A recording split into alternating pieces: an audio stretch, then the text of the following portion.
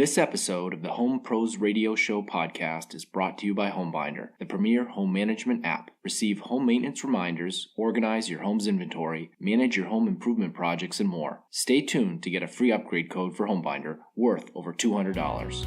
The Home Pros Radio Show. I'm Tommy Donovan with RIC Home Inspections, and this is the Home Pros Radio Show podcast. Are those home warranty policies worth it? Well, we'll take another stab at answering that question for a homeowner who's looking to renew hers. That's coming up in this episode. Plus, an answer for a homeowner who isn't sure if he has a gas furnace or a dual fuel heat pump and natural gas heating system. How do you tell? Well, we'll have the answer for you. But first, we hear from a homeowner who recently closed on her home and encountered an issue that should have been repaired during the closing process. Is there anything she can do about it now? Well, here's what we had to say.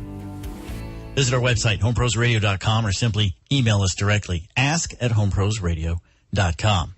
Constantly reviewing the questions that come in, and we love the opportunity to share those questions and topics that matter to you, like this one. This came from Vicky. She says she closed on her house back in July. Her home inspector was on vacation, must be nice, and could not walk back through the second time to make sure things were done properly on her walkthrough once things were fixed. Therefore, her and a realtor walked through. There was some rotten wood on a French door frame that she saw.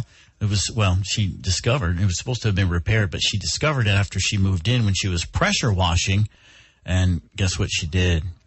She pressure washed the repair away.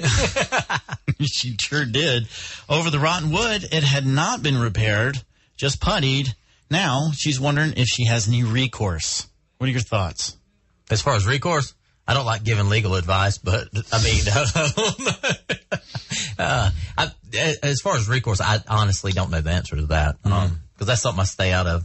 If she asked me how to repair it or whatever, I'd be more than happy to give everybody. Well, a lot of times, I don't know. As an inspector, I'll get calls like this after the fact, after the purchase has been made. And my best recommendation is to contact the seller or the listing agent involved with the purchase. There's no legal obligation that I know of for the seller to do anything, because once you sign the dotted line, once you close on the house, it's yours. But I would like to say that any reputable contractor or real estate agent would do what they can to be helpful with your efforts to resolve the situation. But this can be more difficult if the seller was the one who attempted the repairs, which that might have been the case since the wood was puttied, which we've talked about in previous episodes. We shared actually in a recent podcast. You should look at. Many well-meaning homeowners attempt to perform their own repairs and think they are fine. They've puttied them and that sort of thing.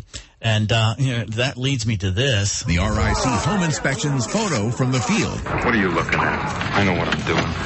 Did you see that? Yeah, go to our Facebook page. It is at Home Pros Radio.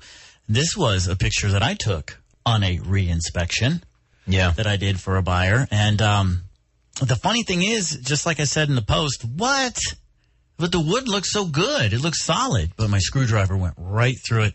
If you look closely, you can see how the wood is it looks bent. And that's from the putty that was used to actually try to fill in the gaps. And we've talked about this before, like I said. Wood putty is good for taking care of surface abrasions and things like that to make things look good. But maybe 1/8 of an inch. But you get something thicker than that. It doesn't dry. It doesn't harden.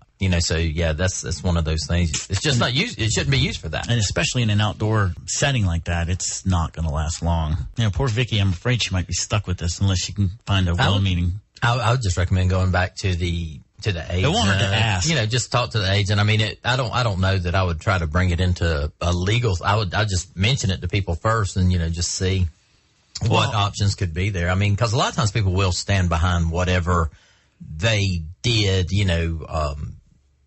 In situations like this. Mm-hmm. So I would just have a couple of conversations with people and just see what may come out of it. Mm-hmm. And, things may work in your favor if it was a licensed contractor that did it, but this is always why, and budding home inspectors out there too who are in this business, that's why we always recommend in our reports that licensed tradespeople perform necessary repairs, no matter how nominal, just to make sure they're done right. And also, and they'll stand behind it. Yeah, they'll stand behind it. So always make sure. And when in doubt, if you're doing a re-inspection, when in doubt, check it out, is what I always like to say.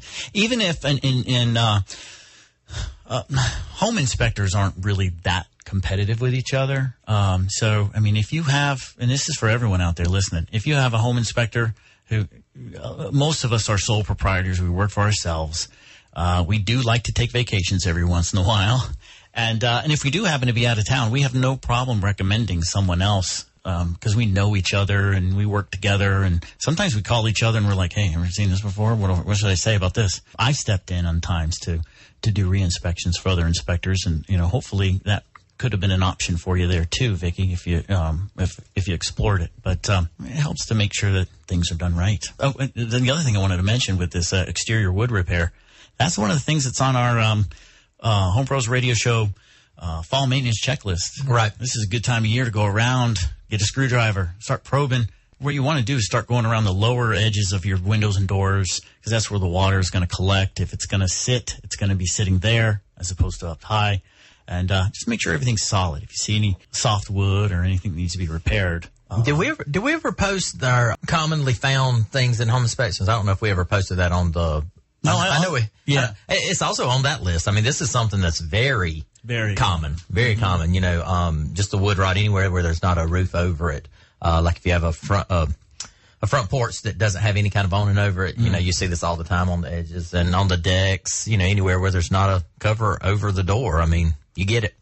Another place to look that's important is around your eaves while you're cleaning gutters. Right.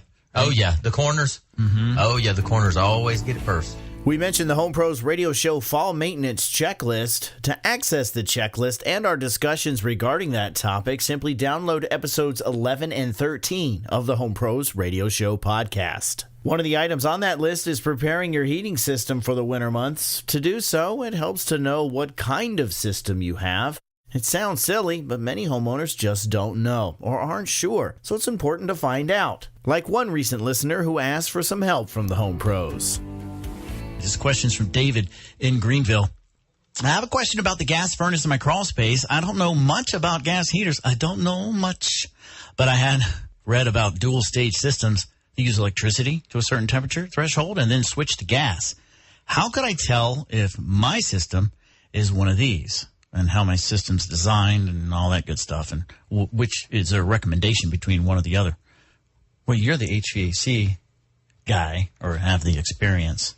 Is there a way to tell just by looking at a system? I would say the easiest way for the homeowner to actually look if it has a gas line going to it and it's got a larger wire going to it. It's obviously going to be it's going to have two different sources for the heat. That's what I would recommend looking for first of all. Now, when you're saying larger wire, that would mean it would have to have if you're looking at the electrical wire, when you're looking at a furnace, it's just like any other appliance. There'll be with a TV or something like that, there's a cord. Well, with this, you have a Romex cable going to it. How thick is it? Does it look like it's a 110 or is it you could probably look in the electrical box too, right? Yeah, you could look in the electrical box. If it's labeled properly, right? And then the disconnect. If it's a two pole breaker, and it's got a gas line going to it, it should be dual fuel. You can also look at the actual switch. If it's just a switch like you would have in your house, chances are it's only gas. No, if it has a disconnect, like one that you would pull out and a gas line, then you're looking at dual fuel. Because building codes require, whenever you have a large appliance like that, at least these days, building codes require that you have a disconnect at the appliance. Correct. So that when your service technician is coming in to work on the system, they can turn it off and be safe working on it and know that someone's not going to hit the thermostat in the house and turn it on them. Right. And anything that is single pole, you can put a regular toggle switch, like the switches in your wall, like a light switch. Mm-hmm. But if it's two pole, there are two pole toggle switches, but most people in residential industry will use a disconnect, like a pull out disconnect, one of the gray boxes where you pull it out. However, there are two pole toggle switches that do exist. So I don't want people to think that doesn't exist, but most people don't use that as a disconnect means, like for an HVAC system. So that's the basic rule of thumb. And of course, one of the things that we've learned about rules is there's just about an exception to every one of them, right? There really is. Yep, absolutely. So, David, I hope that helps answer your question. That was short and sweet. This episode of the Home Pros Radio Show podcast is sponsored by HomeBinder. There is no better way to organize paint colors and home documents, get maintenance reminders, receive email alerts of appliance recalls, and share valuable information about your home with potential buyers. For a limited time, use promo code HOMEPROSRadio, all one word, to upgrade to our premium edition for the life of your ownership. Visit us online at homebinder.com or simply click on the link provided in the show description of this podcast. HomeBinder, a homeowner's best friend. Now to the topic of home warranties, and a question that I receive a lot from home buyers: are they worth it? It's not difficult to find someone who's become frustrated with the limitations of their home warranty or the quality of the repair work performed by home warranty service providers. One of those home warranty customers recently reached out to the Home Pros and wanted our opinion regarding the renewal of her policy. We take on her question and dig a little deeper into the pros and cons of home warranties. You know, at the Home Pros Radio Show, we want to hear from you. I mean, we're taking your questions even when we're not on the air. So visit our website, homeprosradio.com, or simply email us, ask@homeprosradio.com. Include your name and where you're from, and even a phone number so we can include you on the show. Kind of like we did here with Deborah. She's from Dalton, Georgia. She has this question. I've had a home warranty for 2 years now. It's time to renew. I'm not happy with the reviews I've seen on my home warranty company, and my AC units, there are 2 of them, are 11 years old and have been repaired. Reviews say that her home warranty company does not cover units that have been worked on. Does that sound right? Does that sound? She's asking for suggestions. It's just like any insurance policy. You just sort of have to read everything. Like got to read through it and figure out what does it cover? What is the fine print? Mm-hmm. As they say, like with anything, the devil's in the details. There you go. They say, right? So ask the home warranty company for the specifics of the warranty coverage. Because even if you're renewing like you are here in this case, the terms can change from year to year. Absolutely. Some of the exclusions that are commonly found in home warranty agreements are things like they don't cover pre-existing conditions. That's why it's important that even when you're renewing, have a home inspected. Just that way you can document what's going on with the house. Because a lot of times their out is, that was pre-existing. And the homeowner's like, no, it wasn't. It just happened. And they're like, well, do you have any documentation that shows that it was fine? And they're like, oh. It's hard to prove that there wasn't a problem previously, because it's much easier to prove that there was a problem. It's hard to prove a negative, as we learn. Right. It just doesn't. If you watch the news. I won't go any further than that. Also, they won't cover improperly sized units. And the only way to know that is have a HVAC technician check it out. Right. Because there are a lot of calculations that go into determining. I actually had a client I'm inspecting for this week who was like, it's a new construction, and he's like, I really want you to get in there to determine if the unit, the HVAC system, is properly sized. Well, there's a lot that goes into that. There's a lot of calculations involved in that. You're figuring square footage, the amount of insulation in the home, amount of windows, which direction the house is facing. There's a lot that goes into that people don't think about. Mm-hmm. So that's something that you're going to want to have an HVAC confirm. So if that's in the small print of your home warranty, make sure you have that confirmed before you invest in the home warranty policy. Insufficiently maintained units, that's another out for them if they can determine that you haven't been taking care of this thing. Right. Also, damage due to abuse or neglect, if there's any signs of that. And then, of course, we have an issue here with the question about whether it's been they don't cover systems that have been altered or changed, or in this case have been worked on, it sounds like. I did get a follow-up email. Let's see. The home was a foreclosure when she bought it, so she asked the realtor to buy the home warranty, which I always recommend. If you can get somebody else to pay for it, absolutely, go ahead and get it done. And the AC went out, and this must be the previous work that's been done on it.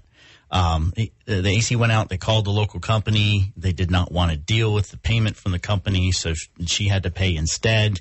She ended up giving them a credit card. Apparently needed Freon. That's like, I guess, the go-to for heating and air, right? Oh, yeah. It's Freon. Just add that. Yeah. Let's see. And then, of course, the warranty company says, well, we don't pay for Freon. And apparently it now needs coils and other things. Turned out the warranty did not cover. This is interesting. She says, turned out, I guess this was in the small print of her warranty, that The warranty only covered one unit, not two, even though there were two in the house. I don't know how that happened, unless it was written up that there was only one unit there. But even then, how would they determine which unit is covered and which one's not? Mm-hmm. I'm not sure exactly how that would have happened. But another thing you mentioned in there that, brings, sort of makes me think about it is the company didn't want to get paid by the company that came out there initially did not want to get paid by the warranty company because the payment might be a little bit slower or whatnot. And that's another thing, just to keep in mind. Some companies will work with home warranty companies. Some companies don't want to. And you're talking about like contractors. As far as the contractors, the people that are out there to fix it.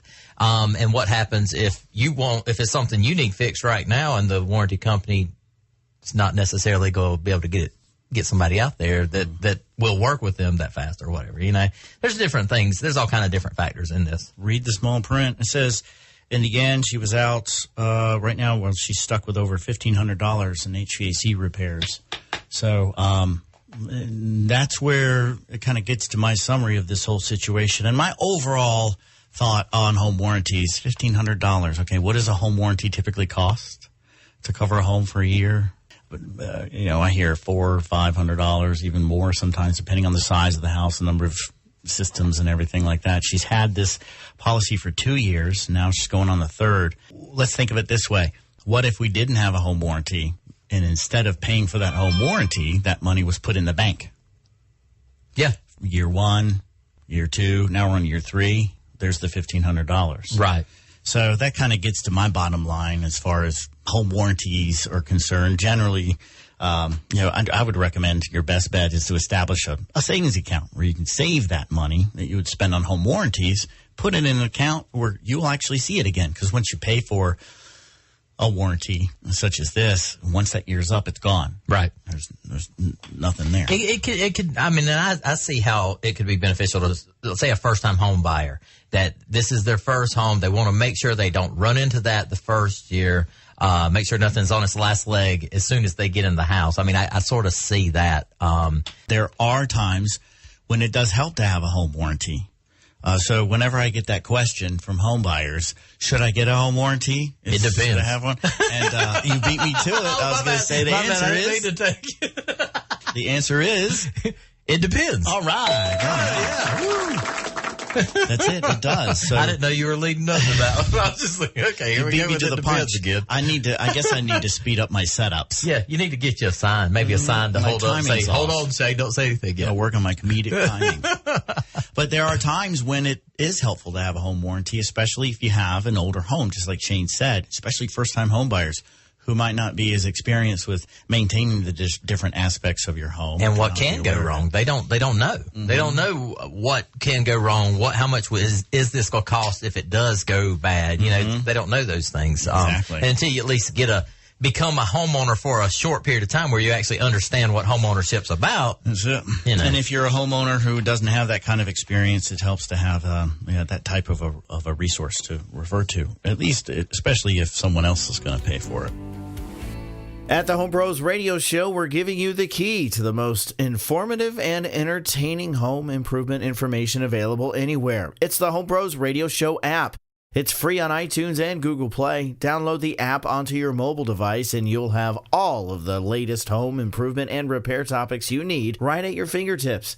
It's never been easier or more fun to be a well-informed homeowner. Get immediate notifications of our latest episodes, like, share, and comment on what you hear right on the Home Pros Radio Show app, now available for your iPhone, iPad, or Android device. Download it now at the iTunes App Store and on Google Play. Also, we invite you to keep up with the Home Pros Radio Show by joining our online community. Learn more about the information we have to share and follow us for further details about the topics and guests we bring to you each week. Follow us on Facebook and Twitter, also LinkedIn, and now Instagram, Pinterest, and Tumblr. For my co-host Shane Hips with Closing Contractor, I'm Tommy Donovan with RIC Home Inspections. We appreciate you joining us, and we'll catch you next time on the Home Pros Radio Show podcast. Thank you for listening to the Home Pros Radio Show. If you have a question for the Home Pros, visit us online at homeprosradio.com, where you can contact us directly and also learn more about the topics and guests we bring to you each week. It's the Home Pros Radio Show online at homeprosradio.com or on the radio at 94.5 WGTK, The Answer.